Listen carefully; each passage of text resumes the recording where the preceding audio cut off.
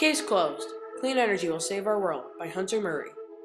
Our history of using fire to burn natural resources that create energy to meet our needs is creating long-term damage to our planet, the environment, and our quality of life. Therefore, our need for clean and renewable energy is mandatory for our planet to survive. But first, let's define clean energy. Clean energy can be defined as energy which helps to reduce our environmental footprint, balance our increased global demand for energy, and proactively address our imperative need for energy independence.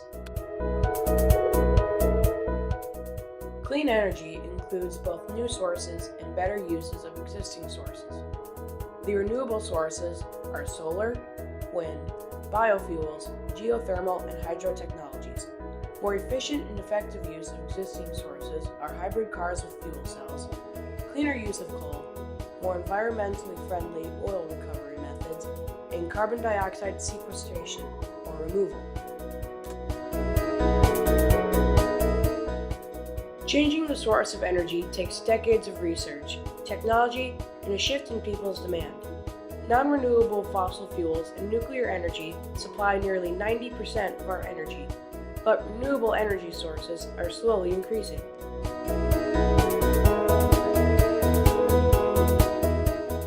Fire was man's first energy invention, a miracle that paved the way for fossil fuel burning of the future.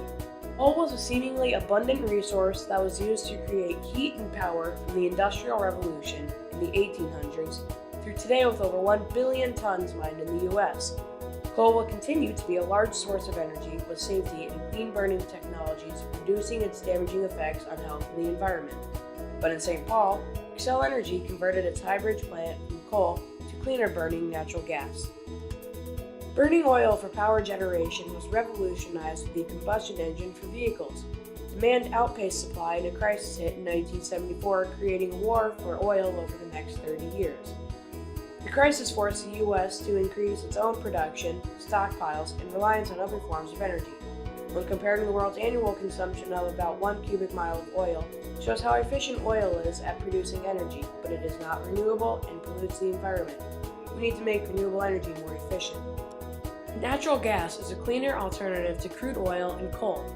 Burning gas for heating and power generation became popular in areas where it was mined, until a network of gas lines were built in the U.S. that could circle the globe 12 times. Hydropower uses the pressure of water through a dam to spin turbines, which creates clean energy. China's Three Gorges Dam is the world's largest dam. It took 15 years to build and nearly $100 billion. In St. Paul, the Ford factory used the dam for years until it was sold and now generates electricity for over 14,000 homes. Scientific study yielded a cleaner but very dangerous source of energy through nuclear fission or atom splitting.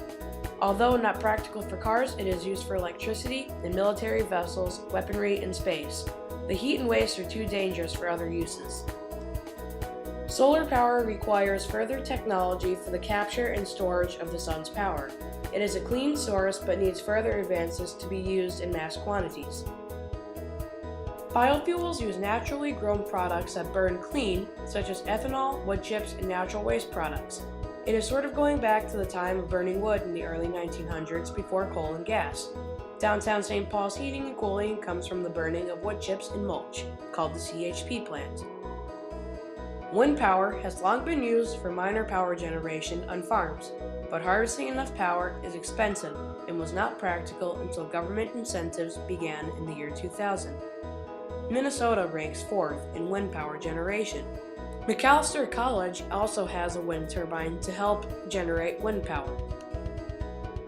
Geothermal energy comes from rock or water that is heated by contact with molten rock deep in the Earth's core called magma.